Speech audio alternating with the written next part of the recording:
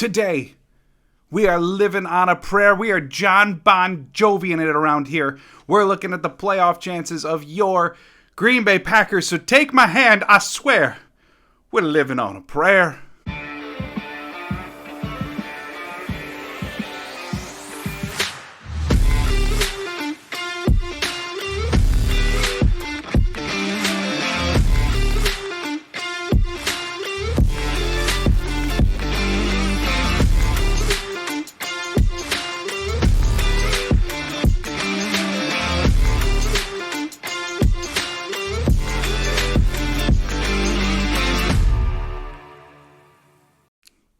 Welcome to another episode of Lombardi Time Brews. I am your host, John Delray. First of all, I hope everyone is having a fantastic bye week as the Packers have gotten out of town. Most of them, I'm sure. Even the coaching staff isn't at Lambeau this week, except for apparently LaFleur.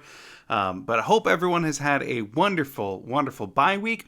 There is going to be something kind of refreshing about this weekend, watching a whole bunch of football without the ups and downs of watching the Green Bay Packers, right? Of course, I'd rather they be playing, but there's going to be something kind of nice about watching it with no emotional investment whatsoever. So looking forward to that. On today's episode, I'm going to be going through basically what has to happen for the 5-8 Green Bay Packers to make the playoffs. We know at this point, being 5-8, that they pretty much have to win out. They've got to get themselves to winning record. They have got to win their final 4 games to get to 9-8. But even beyond that, they probably need a lot of help.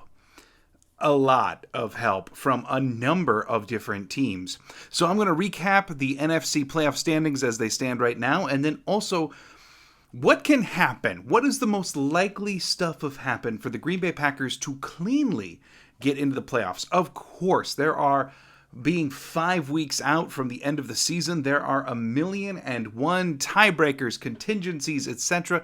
This is the path that can occur for the Green Bay Packers to cleanly make the playoffs this year.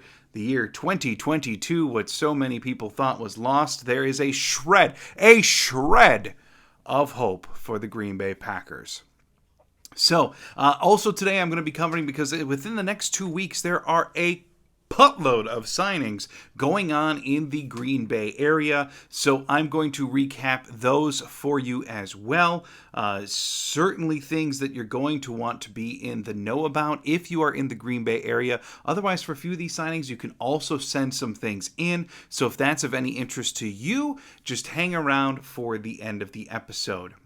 If you're new here, as always, welcome. Hit like, share, subscribe, and let's grow this community together. One last announcement before I dive into the playoff picture. Yes, tomorrow on Saturday, December 10th, I'm going to be at the Green Bay Card Show, both for Lombardi Time Brews as well as selling a bunch of sports memorabilia, specifically Packers, of course. I don't really do anything else. So I will be there. If you are a subscriber, if you're checking out this video, make sure you stop on by the booth. I would absolutely love to meet you. So, first of all, NFC playoff standings. This is just as it is right now. Of course, we have Philadelphia 11-1. They're in the 1 seed. Minnesota 10-2. They're in the 2 seed. Now, both of those teams, Minnesota and Philadelphia, can clinch their divisions this week. Yeah, that's right. They can both clinch. Now, Minnesota can cleanly clinch the division. Philadelphia needs a little bit of help, but it is at least in the realm of possibility. At the very least, they can pretty easily clinch a playoff spot this week. Beyond that, the 3 seed right now is the 49ers at 8-4. Tampa Bay Buccaneers are the 4th at 6-6. Because, why shouldn't a Tom Brady team be in there at 500 as the 4 seed?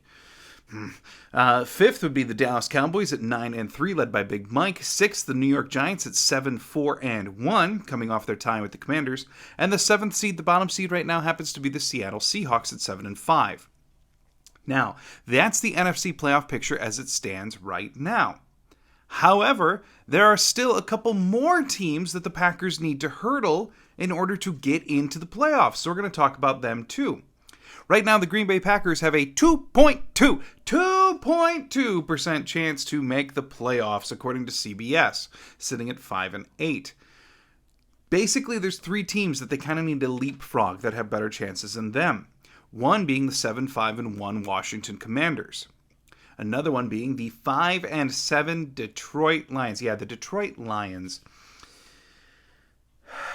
The Lions have a 2.9% chance to make the playoffs. The Packers have 2.2. These are sad days, y'all. Sad days. So we're going to talk about the Lions a little bit because the Packers do need to leapfrog over the Lions. And then the last team is the Panthers. Technically, the Panthers stand a better chance than the Packers as of right now, but can't say the Panthers are... they're one of the easier ones to get where we need to go here. So the Packers, let's start with them. They are 5-8. They've got 4 games left on the schedule. It's not the easiest 4 games in the world. It's also not a complete gauntlet. It's not like the difficulty that they had earlier in this season. So what do they have left? Well, of course, up next, they've got the Los Angeles Rams, coming off of Baker's fascinating and amazing victory last night in Thursday Night Football. Baker Mayfield will be coming into Lambeau on Monday, December 19th. The Packers must win that one. They must win at Miami on Christmas Day. They must win against the Vikings the next week and against the Lions after that. Now, here's what we can say. 3 of those 4 games are at home. Realistically, quite possibly, the most difficult of the 4 matchups for the Green Bay Packers happens to be on the road on Christmas Day in Miami, a place that they do not play well. So, in terms of where the difficult ones, all right, let's say Rams and Lions are the easier of the 2-4 games. I think that's quite reasonable. Dolphins and Vikings are 2 very difficult games left in the Packers schedule. Regardless, though, to get above 500, to make all of this likely and to give them a clean chance in the playoffs, not to be one of those super statistical anomalies that squeaks in with a losing record, the Packers must win out. They must beat the Rams at Miami, Minnesota, and Detroit. It's not going to be an easy order, and we know that. We're going to talk about that a lot more in future episodes. So let's jump over to Detroit, the division rival who has a 2.9% chance of making the playoffs. Yes, more than the Green Bay Packers. Well, basically, for the Packers to get in the playoffs cleanly, the Detroit Lions have to lose 2 games. Coming up on their schedule yet is Minnesota, at the New York Jets, at the Carolina Panthers, against the Chicago Bears, and at the Green Bay Packers. Now we know, because the Packers have to win out, that the Detroit Lions must lose to the Packers. That's one of their 2 losses that have to occur. However, the likeliest scenario, I believe, is them also losing one of their next 2 upcoming games, which would be the Vikings and the Jets. Part of the reason that the Lions have to lose 2 instead of just 1, because they're sitting at 5-7. And if they lose to Minnesota this week, then they're at 5-8, same as the Green Bay Packers. Well, in order for the Packers to get in cleanly, the Detroit Lions have to lose 2, while the Packers have to lose none. Part of that is also because the Detroit Lions, as of right now, own the tiebreaker over the Packers from their earlier season victory. So things to keep in mind. If they can lose to the Vikings or Jets in the next 2 weeks, plus we know Green Bay's got to win out, so Green Bay beats them, Detroit will be out of the playoff picture. Now, another team that's kind of interesting is Seattle. Right now, Seattle is in the 7th seed of the NFC Playoffs. They're sitting there with a 7-5 record. This really doesn't matter too much to Green Bay. The Giants, Commanders, Lions, all of that matters way more to the Packers than the Seattle Seahawks do. However, if the Seattle Seahawks can go 1-4 and all of these other scenarios occur, yeah, I know. I'm not saying it's likely, okay? I'm just saying that this is, if it were to occur, this is the most likely path for the Green Bay Packers to make the playoffs. I'm not saying it's gonna happen, but the Seattle Seahawks would have to go 1-4 over their final 5 games. If they do, and everything else plays out, the Green Bay Packers can find themselves all the way up into the 6th seed. Remaining on Seattle's schedule happens to be the Carolina Panthers, San Francisco 49ers. They're at Kansas City, at home against the Jets, and at home against the Rams.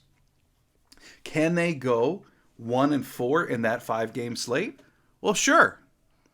But right now, based upon how things have been going, you think that they're probably, quite possibly, going to go at worst 2-3, picking up wins against the Panthers and the Rams. That's at worst. But if they slip up, if they go 1-4, we know the chances, and it's possible with that schedule. Now, how about the other team that's just kind of on the periphery, right? The Carolina Panthers, they are 4-8. They have 5 games remaining. They basically have to lose 1 game in order to fall behind the Packers in the standings. And that would be they are at the Seahawks. They're going against the Steelers, against the Lions. Then they're at the Bucks, at the Saints. If they can basically lose one of those, which I think is pretty gosh darn likely, especially now Sam Darnold leading the way. They've traded away Christian McCaffrey. They've traded away Robbie Anderson. They've traded away all of these different parts. Sorry for my doorbell there. But they've traded away all of these different parts. So you can't tell me it's tremendously likely that they're going to win out or that they're only going to lose one. I think they're going to lose multiple of these games here, thus knocking out the Carolina Panthers. If you've hung on this long, with me just talking dryly about schedules, this is where it gets interesting. Next up, you have the Washington Commanders and the New York Giants. Now, the Commanders right now are 7-5-1. New York Giants 7-4-1. And basically, what needs to happen here is the Commanders have to go 1-3 over their final 4, and the New York Giants have to go 1-4 over their 5. Now, again, likely? No. Possible? Maybe. You do have Taylor Heineke / Carson Wentz and Daniel Jones led squads here. So, is it possible? Yeah, it is. It's just not likely. But the Washington Commanders, they're on bye this week. Then they're at home against the Giants, at the 49ers, at home against the Browns, and then they finish it off against Big Mike's Cowboys in Week 18. They have to go 1-3. We know that. For the Packers to cleanly make the playoffs, they have to go 1-3. And their only win can occur against the New York Giants.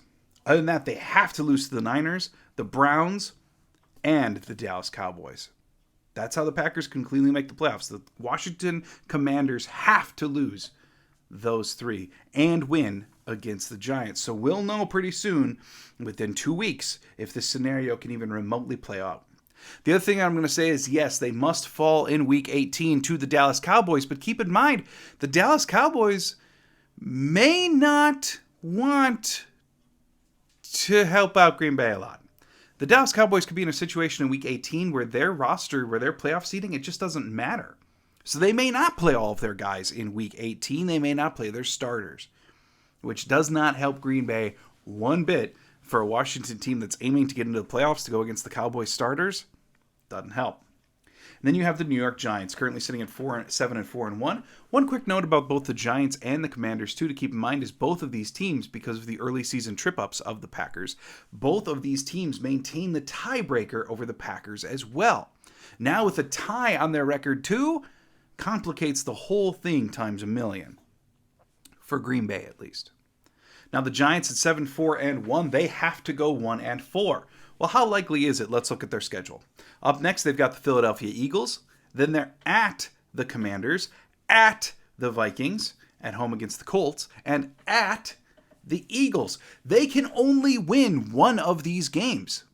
They have to go 1-4 over this stretch for the Packers to cleanly make the playoffs.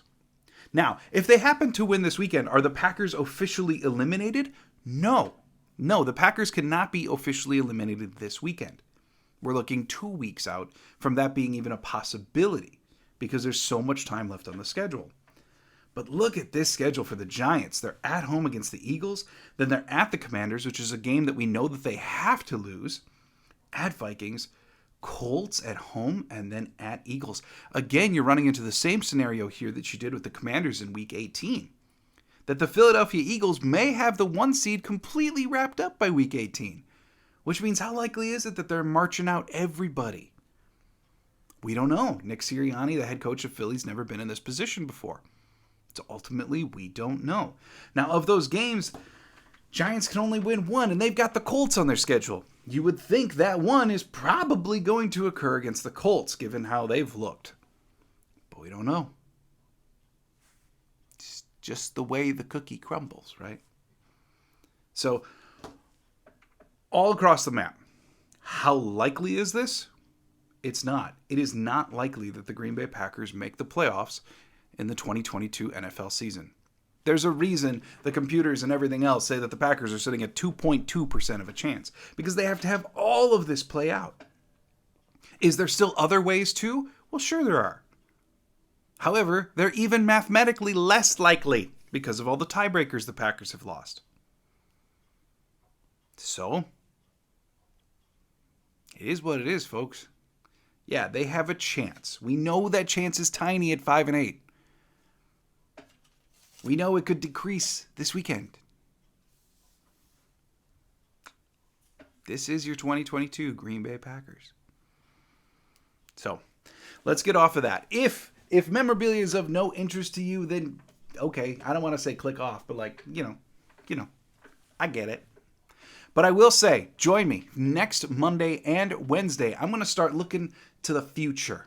That's right, I may put on my my Swami hat or something like that and start looking towards the future and saying, for the offensive side on Monday, who are the Green Bay Packers, given the salary cap, given everything that's changing, given the year this year, who is it that's likely to return? On Wednesday of next week, I'm going to look ahead at who of the defense is likely to return. So come back next week.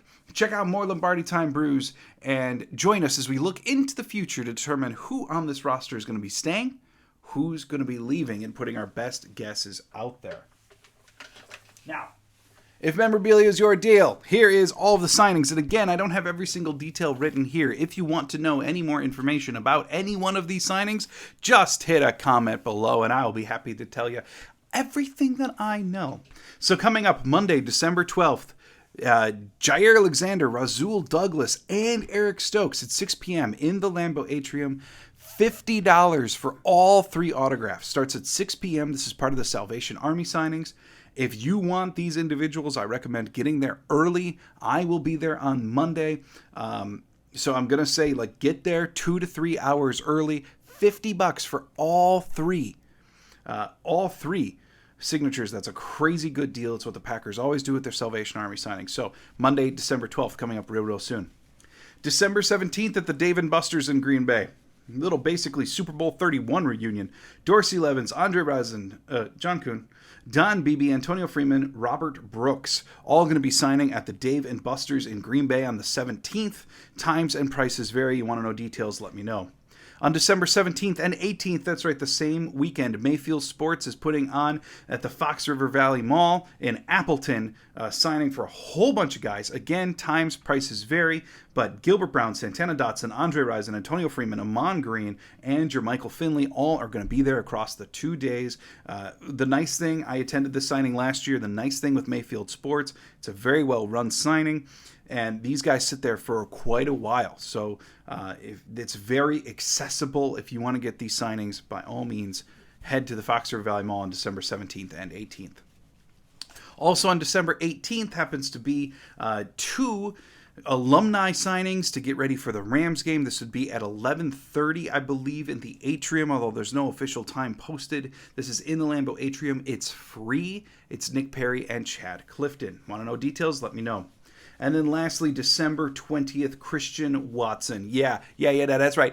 Mr. Touchdown, bona fide superstar himself, Christian Watson. December 20th, going to be doing a private signing. One of the companies I know that's helping out with this signing happens to be Brian Boyer's company, E5 Sports, one of my favorite companies to work with.